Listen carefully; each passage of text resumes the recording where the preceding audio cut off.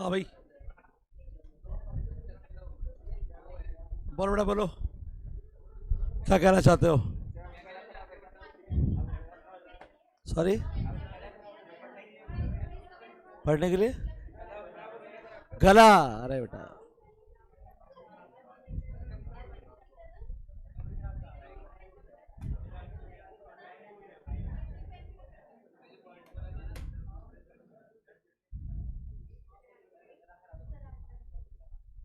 क्या ही होगा देश का?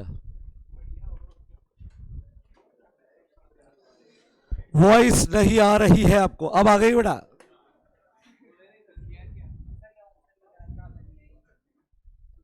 अरे भाई, अब आ रही है क्या आवाज?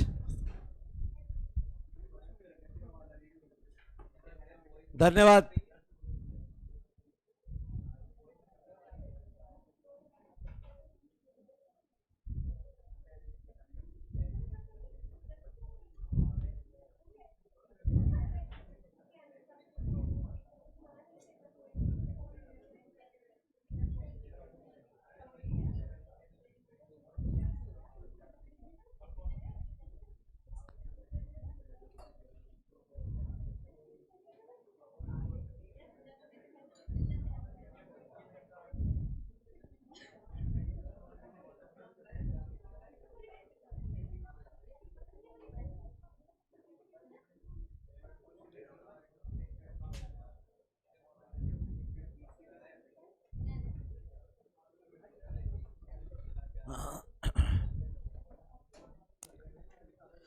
चलिए बेटा, फटाफट से खत्म करते हैं।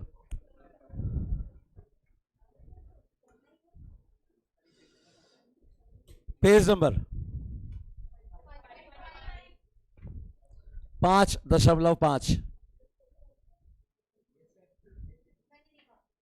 पॉइंट 5.5 पॉइंट को हिंदी में कहते हैं दशमलव।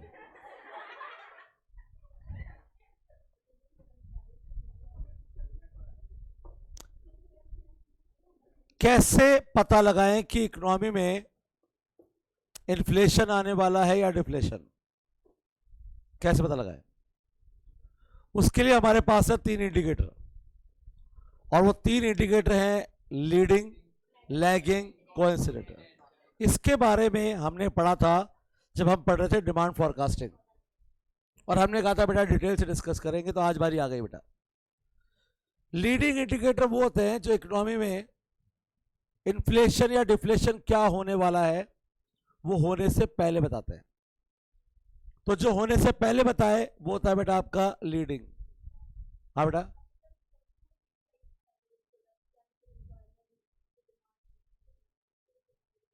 बेटा चेन में आप इस चेन को कहीं से भी स्टार्ट कर सकते हैं बेटा।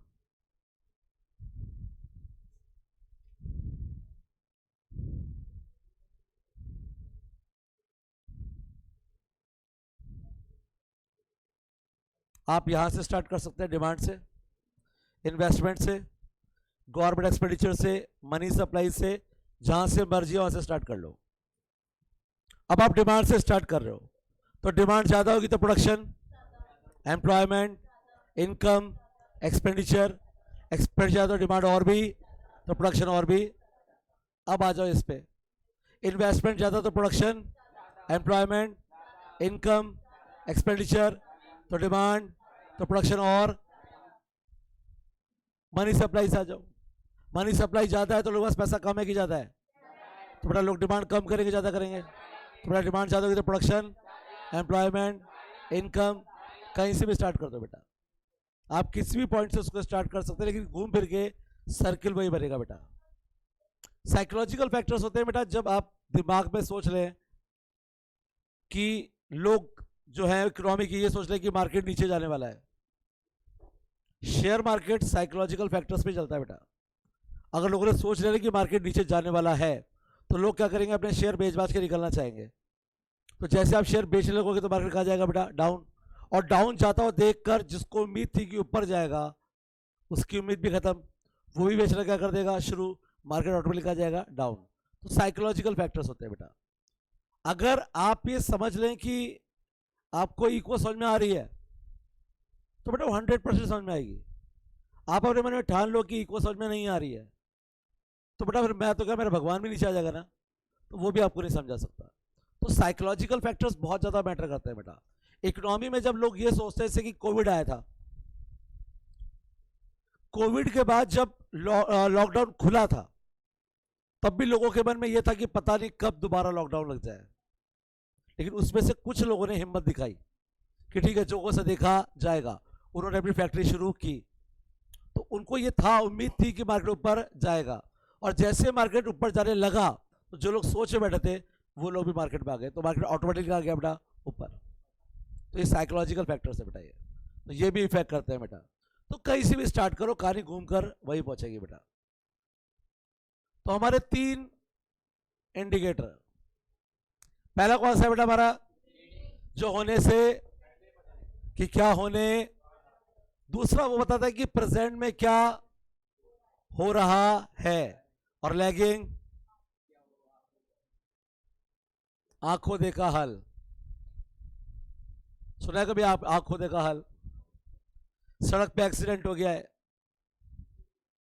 और वहां पे 4-5 लोग खड़े हुए हैं जिनका काम यही होता है आंखों देखा हाल बताना। अंकल जी क्या हो गया? कुछ ही नहीं हुआ। नहीं मतलब ये, अरे कुछ नहीं, ऐसे स्टाइल मारता हुआ रहा था वहां से, ऐसे लहरा रहा था, स्लिप हो गया, दोनों टांगने टूट गए इसके, अब नहीं चलाएगा। तो वो कौन सा इंडिकेटर है? लैगिंग, क्योंकि वो होने के बाद बता रहा है। एक तेज गाड़ी आपके पास से निकली, आपने कहा ये जरूर मरेगा, लीडिंग इंडिकेटर, होने से पहले बता दिया। और दूसरा हम लाइव देख रहे हैं कि उसका बैलेंस बिगड़ा और वो गिर रहा है, कोई इंसिडेंट, अरे बुरा बुरा बुरा, बढ़िया हुआ और चला ले तेज। इंसान खुद कितनी भी तेज गाड़ी चला ले, दूसरे की बर्दाश्त नहीं होती उसको। इंसान खुद को नहीं देखता कि खुद क्या कर रहा है, खुद 120 पे जा रहा है ना, अपन तो दूसरे को 80 पे चला जा, अच्छा है 80 पे। तो ये ह्यूमन नेचर है बेटा, क्या करें बेटा। अब यहां पर क्वेश्चन जो बनेंगे वो सिंपल क्वेश्चन होंगे, जिससे आपसे डायरेक्ट पूछा जाएगा कि ऐसा कौन सा इंडिकेटर है जो इकोनॉमी में कोई भी एक्टिविटी होने से पहले बताता है, और कौन सा बाद में बताता है? बाद में बताता है, लैगिंग। और अभी प्रेजेंट में क्या चल रहा है वो। तो ये 3 क्वेश्चन बनेंगे। लेकिन यहां पे सबसे इंपॉर्टेंट चीज जो मैं आपको बताने जा रहा हूं, कई बार पूछे जाते हैं बेटा इसके एग्जाम्पल्स। क्या पूछे जाते हैं बेटा इसके? और नीचे पैराग्राफ पे ना दिक्कत ये है कि एक ही चीज का एग्जाम्पल लीडिंग में भी दिया हुआ है और कोइंसिडेंटल में भी दिया हुआ है। एक एग्जाम्पल कोइंसिडेंटल में दिया हुआ है, वही लैगिंग में दिया हुआ है, तो आपको परेशानी होगी। तो आपको क्या करना है, अगर लीडिंग इंडिकेटर के एग्जाम्पल याद करना है तो सिर्फ ये याद करना है बेटा, लैगिंग के याद करने हैं तो सिर्फ ये, और कोइंसिडेंटल के याद करने हैं तो ये। तो एग्जाम्पल आप यही याद करेंगे बेटा, ये लीडिंग का, ये लैगिंग का, वो कोइंसिडेंटल का। क्लियर है क्या बेटा? कंफ्यूजन? हाँ बेटा, लैगिंग जैसे कोविड गया था, कोविड जा चुका है, अब अगर उसके बेस पर हम कुछ फॉरकास्टिंग करना चाहें, जैसे मैं ये कह रहा हूं कि अब कोविड जा चुका है तो आपकी बार दिवाली पे सेल अच्छी होगी, उसका बेस बना के हम आगे की बार बता रहे कि आगे क्या होगा। लीडिंग में होने से पहले बता दिया हमने कि ये होने वाला है।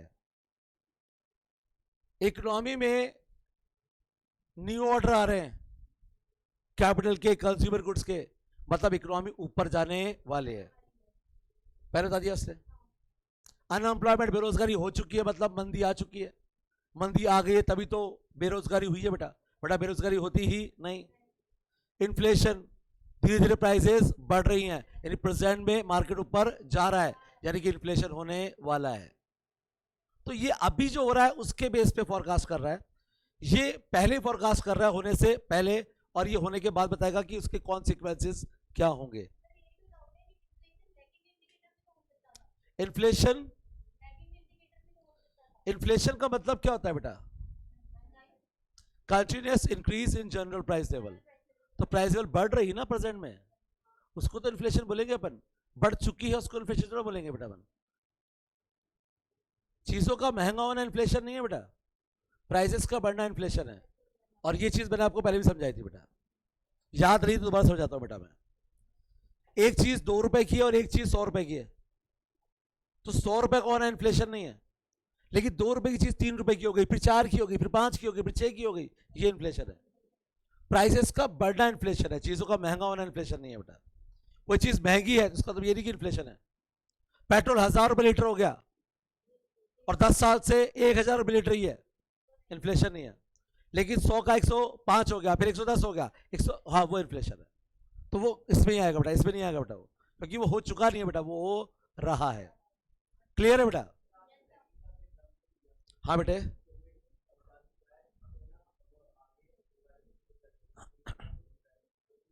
समझो समझो समझो। कोविड आने से पहले अगर आप बताते हो उसके बारे में, अब तो कोविड जा चुका है ना, उसके बेस पे फॉरकास्टिंग कर रहे हैं बेटा आप। तो आपके फॉरकास्टिंग का बेस क्या है कि कोई चीज जा चुकी है तब फॉरकास्ट कर रहे हैं बेटा। और एक में कोई चीज आई ही नहीं है, उससे पहले हम फॉरकास्ट कर रहे हैं कि अगर ये आई, अगर कोविड इंडिया में आया तो लॉकडाउन लगेगा। That's leading. होने के बाद क्या होंगे बेटा, कॉन्सिक्वेंसेस पता लगाने पड़ेंगे ना बेटा। बिल्कुल ये कह सकते हो बेटा। लेकिन हमें कुल मिला के अभी पता क्या लगा रहा है बेटा, हमें पता लगा रहा है कि इससे हम ये पता लगाना चाहते हैं कि फ्यूचर में होने क्या वाला है, इकोनॉमी में इन्फ्लेशन आने वाला है या डिफ्लेशन। तो या तो जो चीज बीत चुकी है उसके बेस बता दो, या जो आने वाली है उसके बेस बता दो। आने वाली की बेस बता रहे हो तो लीडिंग है, जा चुका है उसके बेस बता रहे हो तो लैगिंग है, प्रेजेंट में जो चल रहा है उसके बेस बता रहे हो तो कोइंसिडेंटल है। क्लियर है बेटा? कंफ्यूजन? तो ये एग्जाम्पल याद करने आपको, हो जाएगा कि एग्जाम्पल याद? अब आ जाओ डेफिनेशन पे, और डेफिनेशन अंडरलाइन करो बेटा। सबसे पहले लीडिंग इंडिकेटर की definition, those variables that change before the real output change are called leading indicators। Change होने से पहले बदल गए बेटा ये, तो यहाँ पे कौन से इंडिकेटर हो गए? लीडिंग। होने से पहले बता रहे कि क्या होने वाला है, अंडरलाइन करो बेटा। कर लिया बेटा? Second, lagging.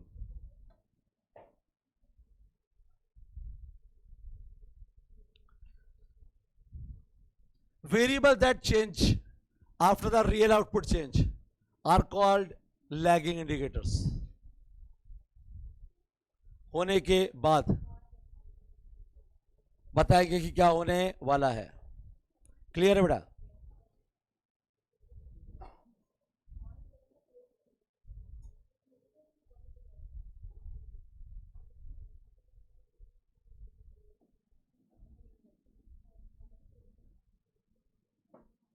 इसके कुछ और नाम भी है बेटा, और ये चलते हैं बिजनेस साइकिल के मूवमेंट के साथ साथ। अंडरलाइन कर लीजिए बेटा, साथ साथ चल रहे हैं ना। प्रेजेंट में क्या हो रहा है? हाँ हाँ,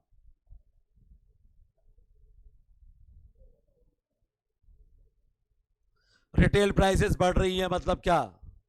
इन्फ्लेशन हो रहा है इकोनॉमी में। गिर रही है तो डिफ्लेशन हो रहा है बेटा, मंदी हो रही है बेटा। सबसे बड़े एग्जाम्पल, और ये है आपका पहला एग्जाम्पल, जिसके बारे में किसी भी इकोनॉमिस्ट को कोई भी जानकारी नहीं है बेटा। उसका एक रीजन है,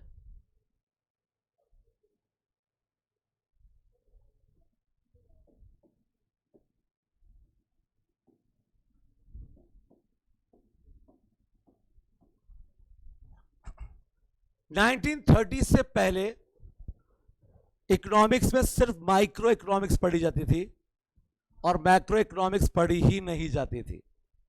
तो मैक्रो जो एक्टिविटीज हो रही है उसके बारे में किसी को पता ही नहीं था। दूसरी बात, इकोनॉमिक्स में फर्स्ट टाइम जब माइक्रो और मैक्रो वर्ड यूज किए गए वो ईयर था 1933। इससे पहले माइक्रो और मैक्रो वर्ड इकोनॉमिक्स में थे ही नहीं। तो ये माइक्रो और ये मैक्रो, ये दो वर्ड 1933 में यूज किए गए, और यूज किए थे रैगनर फ्रिश ने।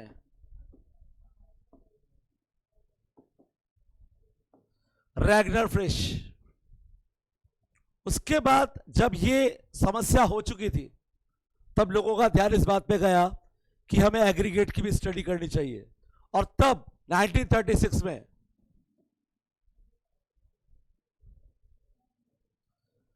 जॉन मेनार्ड कीन्स की एक बुक आती है बेटा। बुक का नाम है the general theory of employment, interest and money, और इसमें उन्होंने बताया कि मैक्रो की स्टडी आपको करनी पड़ेगी। तो 1930 great depression of 30s, the world economy suffer the longest, deepest and the most wide spread depression of the 20th century during 1930। US में स्टार्ट हुई थी बेटा एंड बिकेम वर्ल्ड वाइड, पूरी दुनिया में फैल गई बेटा। ग्लोबल जीडीपी 15% तक रिड्यूस हुई है 1929 टू 32।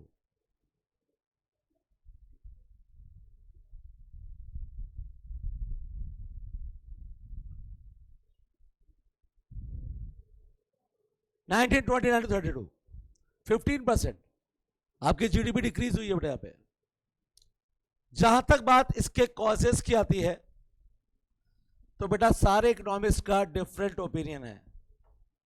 रीजन ये था कि पढ़ता तो कोई था ही नहीं, तो सबका जो मूड आया सबने अपनी अपनी कहानी सुना दी। तो केन्स की कहानी थी एग्रीगेट डिमांड का कम होना।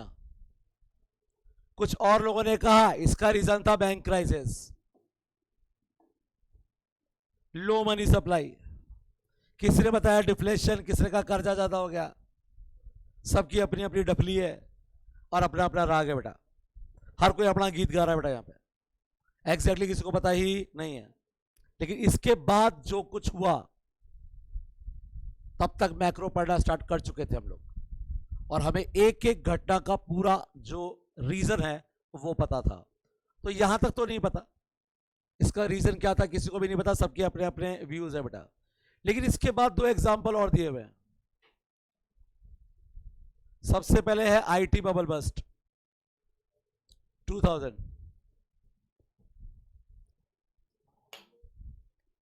बड़ा अजीब टाइम था बेटा वो, एक ऐसा टाइम जहां पर लोगों के पास फोन ही नहीं थे, इंटरनेट तो बहुत दूर की बात है।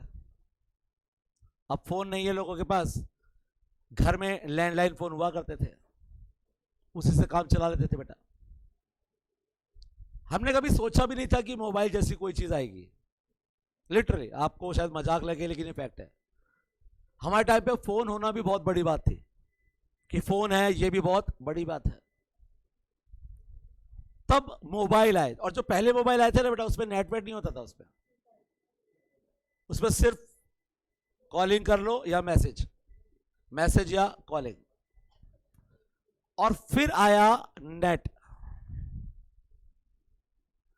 आप लोगों के लिए नेट शायद एक मामूली सी चीज होगी बेटा, हमारे लिए नेट, अब मैं उस चीज को एक्सप्लेन भी नहीं कर पाऊंगा शायद कि हम कितने ज्यादा अनपढ़ थे इस चीज में, क्योंकि हमें नहीं पता था नेट क्या होता है। किसी ने कहा ये फोन में नेट भी होता है, मैंने कहा पागल बना रहा है, फोन तो हमारे पास भी है। बोले मल्टीमीडिया फोन नहीं है, आप मल्टीमीडिया फोन लीजिए उसमें नेट चलता है। तो उसमें क्या बोले आप गाने भी देख सकते हो। मैंने कहा मजाक कर रहे हैं, फोन में गाने चलेंगे टीवी की तरह? बोले हाँ। मैंने कहा पागल किसी और को बना, हम शक्ल से लगते हैं लेकिन हम है नहीं।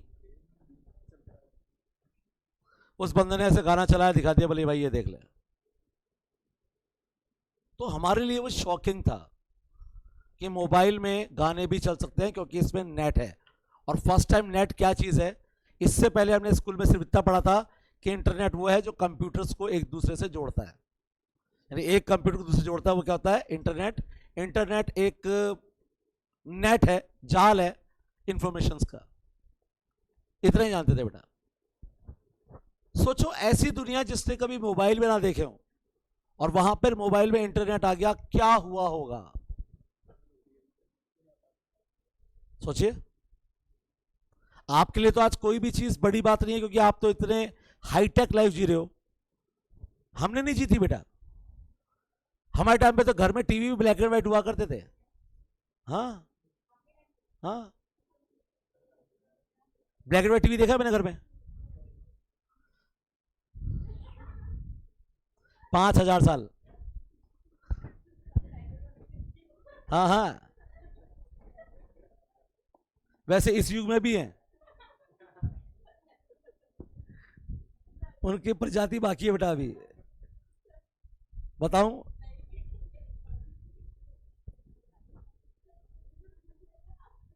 बेटा black and white colour TV 90s में आए थे बेटा, और जो लोग 80s में बोर्न है जिनका, उन्होंने ब्लैक एंड व्हाइट टीवी देखे हैं घर में। तो उस टाइम 80s में घर में टीवी कोई कलर टीवी नहीं हुआ करते थे, ब्लैक एंड व्हाइट टीवी हुआ करते थे। 83, 84, 85 आप अपने घर में गेट पे खड़े होके टीवी देखते थे, क्योंकि अंदर कमरे में तो सारे पड़ोसी बैठे होते थे। पूरी गली में मुश्किल से 2 या 3 घरों में टीवी होता था। तो मोहल्ले डिसाइड करके थे कि हमारे सारे जो ग्रुप के लोग हैं वो यहाँ देखेंगे, इनके ग्रुप के वहां देखेंगे, इनके ग्रुप के वहां देखेंगे। और संडे को आती थी रामायण, तो रामायण आती तो लोग दुकानें उकानें बंद करके घर चले जाते थे, क्योंकि उनको पता था कि अब 1-1.5 घंटे कोई आने वाला नहीं है, फालतू में बैठ के क्या करेंगे, इस बड़े घर पे क्या देख के आएंगे। और अगर आपने अपनी दुकान पे टीवी लगा रखा है फिर तो सारी भीड़ वही है, रामायण देख रही हो, भगवान राम आ गए। उस टाइम के लोग कितने सेंसिटिव थे आप उसका आइडिया लगा सकते हैं। अगर कहीं पे अरुण गोविल जो राम बने थे रामायण में, वो मिल जाए तो लोग पैरों में गिर जाते थे उनके, भगवान राम आ गए, यही है भगवान राम। दीपिका जिन्होंने सीता का रोल किया था, लोग जहां भी जाओ पैर छूते थे उनके, सीता मैया। ये उस टाइम के लोग बहुत अजीब और गरीब लोग थे बेटा।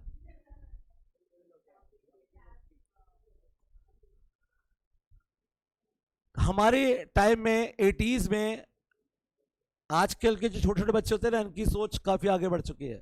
मोबाइल है, पबजी है, इंस्टाग्राम है, स्नैपचैट है। हमारे टाइम में कुछ नहीं था, ओनली टीवी। और उस एज का बच्चा तो आधा टाइम लाइफ में ये सोचने में निकालता था कि ये जो टीवी पे आ रहे हैं, टीवी में जाते कहां से हैं। जरूर पीछे से कोई, अरे यार कहां से आते हैं, कहां से आते हैं, आते थे पर जाते कहां हैं और कहां से आते हैं। सोच सकते हैं आप ऐसा, हमने सोचा है बेटा।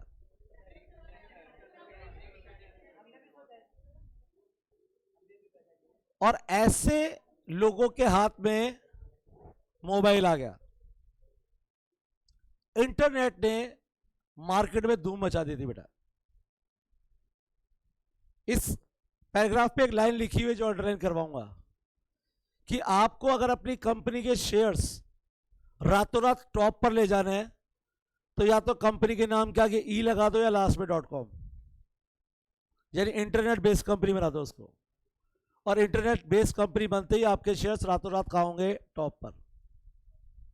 लेकिन इस चीज से एक सबक भी मिलता है बेटा, और सबक यह है कि अति हर चीज की बुरी होती है बेटा। जब लोगों ने इसमें बेनिफिट देखा ना, तो आईटी कंपनीज की बाढ़ आ गई बेटा।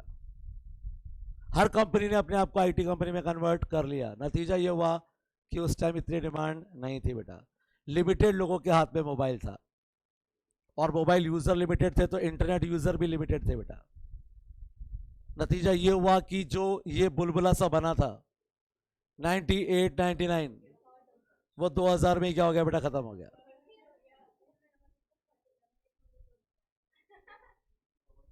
तो ये बबल बस्ट हो गया बेटा। तो ये पूरी कहानी है आईटी कंपनी, इंटरनेट की कंपनी। जब ये सब हुआ तो एकदम इकोनॉमी डाउन चली गई अमेरिका की, और अमेरिका का इफेक्ट सब पे पड़ा।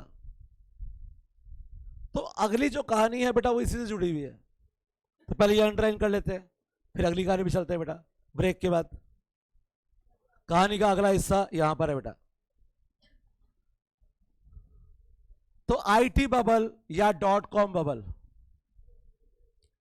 सिर्फ 3 साल चल पाया बेटा, 1997 टू 2000।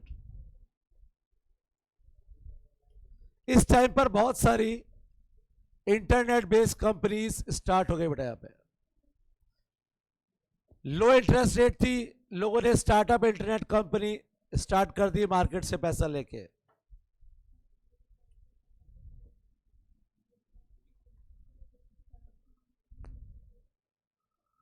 जैसा कि मैंने कहा, it was noticed that companies could cause their stock prices to increase by simply adding an e to prefix to their name or a .com to the end.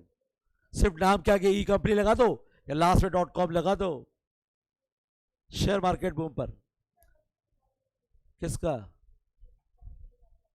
इसका ई कंपनी यानी इंटरनेट बेस्ड कंपनी, और .com company भी internet based company. तो नाम क्या गया, आपने ई लगा दिया मतलब, या लास्ट में .com लगा दिया, यानी आपकी कंपनी इंटरनेट बेस्ड कंपनी है। और इंटरनेट बेस्ड कंपनी है तो मतलब आप तो करोड़पति हो गए बेटा। स्टॉक प्राइसेस कहाँ जाएगी बेटा? ऊपर, हाई, बिल्कुल। लेकिन जैसा कि मैंने कहा आपको,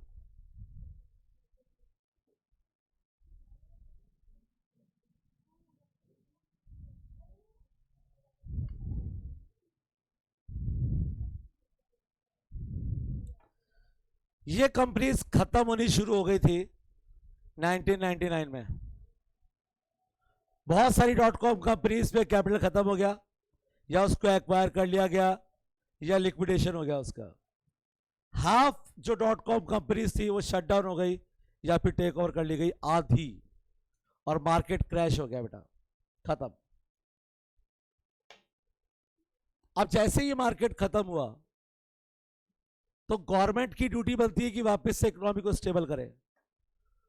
तो अगले केस में वहां का जो बैंक है फेडरल रिजर्व, जैसे इंडिया का रिजर्व बैंक ऑफ इंडिया है, अमेरिका का अमेरिकन फेडरल रिजर्व है, यूएस फेडरल रिजर्व यानी कि अमेरिका का रिजर्व बैंक ऑफ इंडिया, इसने रेट ऑफ इंटरेस्ट कम कर दी बैंक की लोन लेने की, ताकि लोग लोन लेके इस मंदी से बाहर आ जाए। तो लोगों ने पैसे लेकर और प्रॉपर्टी खरीदना शुरू किया, प्रॉपर्टी की डिमांड बढ़ गई। इन्होंने मकान लिया, एक साल में रेट उसका बढ़ गया, 10 लाख का लिया था 15 लाख का हो गया। इनको मजे आ गए, इन्होंने बेच के 2 और ले लिए, बैंक ने लोन और दे दिया, क्योंकि बैंक को पता था कि यह मंदी दूर करनी है। तो लोगों ने ये देखे सोचे बिना कि फ्यूचर क्या होगा, लोगों ने लोन लेके और प्रॉपर्टी खरीदना शुरू किया। इन्होंने 10 की लेके 15 में बेच दी, बाद में 2 और ले लिए, बाद में 15 के 30 हो गए, फिर बेच दिए इन्होंने, मजे हो गए इनके। तो इन्होंने काम ही बना लिया, खरीदना बेचना, खरीदना बेचना। बैंक को यह पता था कि प्रॉपर्टी के रेट ऊपर जा रहे हैं, इसलिए उन्होंने ये देखे बिना कि उसकी पेइंग कैपेसिटी है या नहीं है, अरे भाई वो रीपे कर भी पाएगा या नहीं कर पाएगा, बिना उसके देखे लोन देना शुरू कर दिया। बांट दो। कोई भी ऐसा मकान खरीदने के लिए लोन चाहिए, क्या करते हो? साइकिल चलाता हो, लेते रहते, कुछ भी करता है XYZ, ये देखे बिना कि वो चुका पाएगा कि नहीं चुका पाएगा, क्योंकि उनको भरोसा था कि आज अपन इसको 20 लाख के मकान के लिए लोन दे रहे हैं, साल 2 साल में 40 लाख का हो जाएगा, ये अगर चुका पाए तो ठीक, तो 40 लाख की प्रॉपर्टी अपनी, बैंक को हो गया फायदा। बैंक ने ये सोचा, दे दिया लोन। लेकिन जैसा कि मैंने अभी कहा था बेटा, अति हर चीज की बुरी होती है बेटा। अब की बार बिल्डर्स ने इतने ज्यादा मकान बना दिए जिनको खरीदने वाला कोई नहीं था। अब मकान ज्यादा है, खरीदने वाला कोई है नहीं, तो बिल्डर ने कहा ठीक है कोई बात नहीं है, मकान वैसे बनाया तो 20 लाख का था, पर कोई बात नहीं, आप 15 लाख दे दो आप। यानी मार्केट कहां जाने लगा? डाउन। अब जिस आदमी ने 20 लाख का फ्लैट ये सोच के लिया था कि 40 लाख का हो जाएगा, उसकी वैल्यू हो गई भाई साहब 15 लाख रुपए। किसी का साहब मुझे फ्लैट बेच रहा है, बोले कितने का? 40 का। बोले 15 में बेच रहा है, वो रोड पे बैठा आवाज लगा रहा हो, ले लो ले लो ले लो, एक के साथ 2 फ्री। तो प्रॉब्लम ये हो गई कि जिस आदमी ने ये सोच के खरीदा था कि 20 के 40 हो जाएंगे, तो 20 के 40 होंगे तो 20 बैंक को दे दूंगा, 20 की अपनी पार्टी करूंगा। उसके जो अरमान थे बेचारे के आंसू में बह गए बेटा। तो उसको जब कुछ नहीं सूझा तो उसने बैंक को इंस्टॉलमेंट देना बंद कर दिया। और ऐसे 1-2 लोग नहीं थे, ऐसे लाखों लोग थे जो दे सकते थे ना, उन्होंने भी हाथ खड़े कर दिए। 40 लाख का मकान लिया था, 20 लाख का हो गया, 40 लाख का लोन चुकाऊंगा, 80 लाख कौन चुकाता रहेगा, भाड़ में जाओ। बैंक वाले बोले किस्त, बोले नहीं है। बोले घर, बोले ये ले चाबी, इसी के बेस पे लोन दिया था ना, ये रहा, ये रही प्रॉपर्टी, ले जाओ साथ में, इसके चढ़े बना के खाओ जाके। एक दो आदमी ऐसा करते चलता, लेकिन लाखों लोगों ने ऐसा किया। और बैंक का जो पैसा होता है बेटा, वो बैंक का खुद का पैसा नहीं होता है बेटा, वो पैसा होता है पब्लिक का। तो पब्लिक को जैसे पता लगा कि बैंक के पास पैसे नहीं आ रहे, तो लोगों ने बैंक से पैसा निकालना शुरू किया, और बैंक के पास पैसा था ही नहीं, बैंक हो गए इंसॉल्वेंट, और पूरी की पूरी इकोनॉमी डाउन। हालांकि 2008-9 में हुआ ये, और उस टाइम पर हम स्ट्रॉन्ग कंडीशन में थे इंडिया, क्योंकि 1991 में एलपीजी हम स्टार्ट कर चुके थे, 2008-9 तक बहुत पैसा आ चुका था हमारे पास, हमारा फॉरेक्स रिजर्व बहुत भरा हुआ था, हमारे पैसे की कोई दिक्कत नहीं थी। तो इंडिया ने कहा था अमेरिका को कि हेल्प चाहिए, तो इंडिया हेल्प करने के लिए तैयार है। इंडिया ने किसको बोला? ये कुछ वैसा ही है जैसे एक आम आदमी जाके अंबानी को बोले, भाई तेरे को लॉस हो गया कितने का? 15,000 करोड़ का, 2-5 हज़ार चाहिए तो भाई टेंशन मत लियो, 2-5 हज़ार की मदद तेरी मैं कभी भी कर दूंगा। सोचो कभी ऐसा हो तो। अमेरिका जानता था कि हम उसकी हेल्प नहीं कर सकते, और हम भी हेल्प थोड़ा करना चाह रहे थे, हमें तो मजे लेने थे बेटा, हमने मजे ले लिए बेटा। उसने बोला साहब लोन, हमने कहा भाई तू परेशान है, तू घबरा मत, हमारा दिल बहुत बड़ा है, अगर मदद चाहिए हो तो मदद। और इंडिया का दिल वाकई बड़ा है। श्रीलंका को देख लो आप, सबने हाथ खड़े कर दिया, इंडिया हेल्प कर रहा है। इंडिया कह रहा है हम तेरे साथ है भैया, जितनी हेल्प कर सकते हैं हम तेरी हेल्प करेंगे। खाना चाहिए खाना भेज रहे हैं, पेट्रोल चाहिए पेट्रोल भेज रहे हैं, जो हेल्प कर सकते हैं, पैसा चाहिए पैसा भी दे रहे हैं, बस अपनी आर्मी नहीं भेजेंगे, क्योंकि वो हमारा काम नहीं है। और ये काम इंडिया एक बार पहले कर चुकी है, एक बार धोखा खा चुकी है, दोबारा नहीं बेटा। बेटा बहुत लंबी कहानी है बेटा।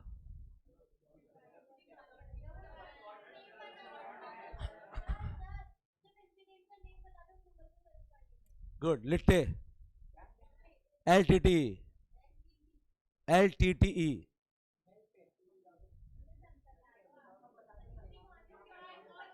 हाँ हाँ, इतनी कहानियां सिलेबस से रिलेटेड थी बेटा। ब्रिटिश रूल में इंडिया से कुछ लोगों को श्रीलंका ले जाया जाता था अफीम की खेती करने के लिए, और वो हमारे तमिल लोग थे जो इस चीज में एक्सपर्ट थे, अफीम की खेती करने में, और लैंड सबसे बेटर था श्रीलंका का। तो यहां से वो लोग उनको वहां ले गए, वहां पर उनकी 2-3 पीढ़ियां पैदा हो गई, मर गई, काफी टाइम हो गया उनको, और उसके बाद इंडिया आजाद हो गया। इंडिया आजाद हो गया तो वहां के जो सिंगलीज हैं, वहां के जो लोग हैं उनको सिंगलीज कहते हैं उनको। तो सिंगलीज ने कहा कि भाई जो तमिल हैं उनको कि आपका देश तो इंडिया है, आप तो यहाँ पर वो ब्रिटिश आपको लेके आए थे, आपका देश तो है नहीं, आप जाओ वापस अपनी कंट्री में जाओ। उन्होंने अपना सामान वामान पैक किया, इंडिया चल दिया। अब हजारों की क्वांटिटी में थे। जैसे इंडिया में एंटर होने लगे तो इंडिया की गवर्नमेंट ने उनको एंटर होने से मना कर दिया, ये कहकर कि आपकी 2-3 पीढ़ियां वहां पर पैदा होकर मर चुकी है, तो इंडिया से आपका कोई रिलेशन नहीं है। और उस टाइम हमारे पास वैसे भी पाकिस्तान से बांग्लादेश से बहुत सारे शरणार्थी आ रहे थे, और हमारे पास गुंजाइश नहीं थी बेटा कि हम और लोगों को भी यहां पर अपने पास रख पाए। वो लोग वापस गए और उन्होंने उनसे एक छोटी सी जगह मांगी कि हमें एक छोटा सा एरिया दे दो, हम सब वहां पे रह लेंगे, किसी को तंग नहीं करेंगे।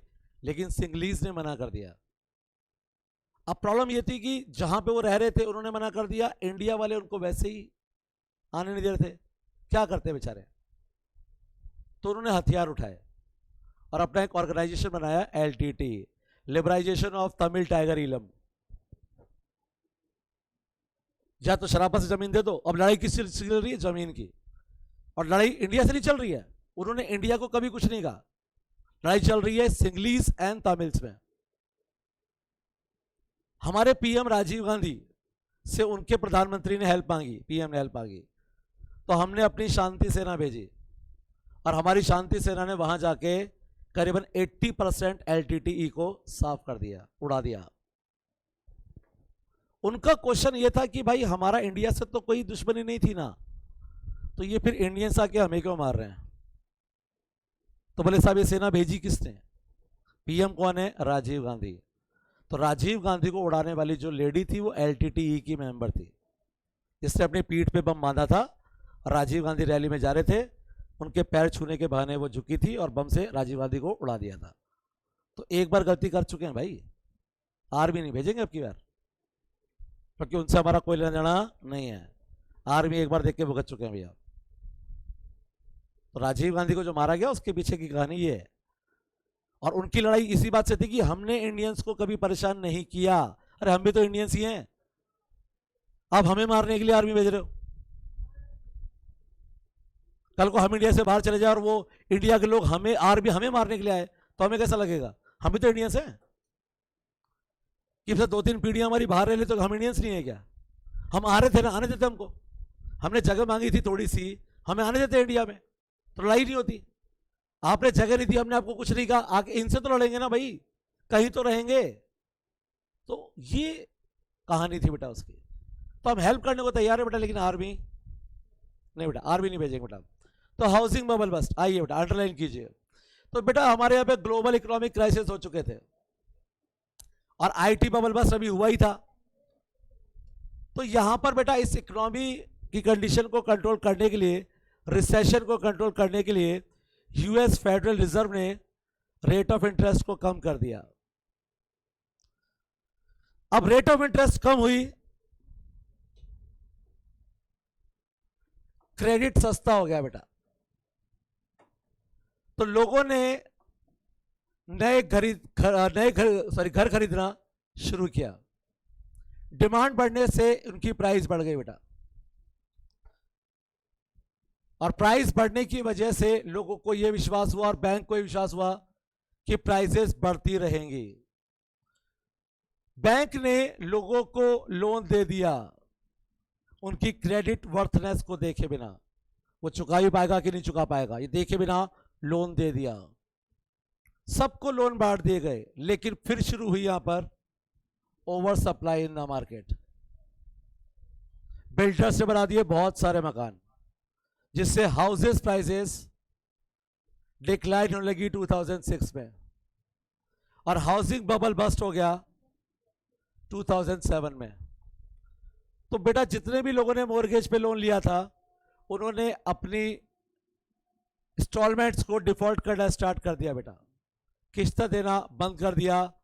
बैंक को बहुत सारा लॉस हुआ और वापस से एक क्राइसिस अमेरिका में आ गई बेटा। तीसरा केस। अब इन सबके रीजन हमें कैसे पता है? इन सबके रीजन इसलिए पता है क्योंकि इस टाइम तक हम मैक्रो पढ़ रहे थे, तो हमें परफेक्ट नॉलेज है क्या हुआ और कैसे हुआ। क्लियर है क्या बेटा? अब पढ़ते हैं features of business cycle.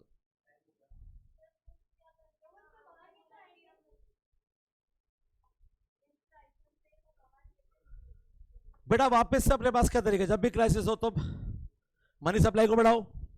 Money supply बढ़ाने के लिए आप लोन लो, तो अमेरिका को लोन देने से कौन मना करेगा बेटा? और वैसे भी वो स्ट्रॉन्ग इकोनॉमी है बेटा, उनके पास गोल्ड रिजर्व बहुत है और उसकी वजह हम नहीं होते तो उनके पास कभी गोल्ड रिजर्व नहीं होता बेटा। अमेरिका अमीर है हमारी वजह से।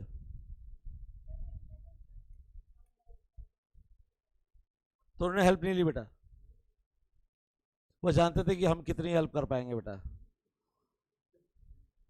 जैसे आपके फ्रेंड आपके पास आए, भाई तेरे को पैसे चाहिए तो मेरे से मांग लेना, आपके भाई 2000 दे दे। अरे यार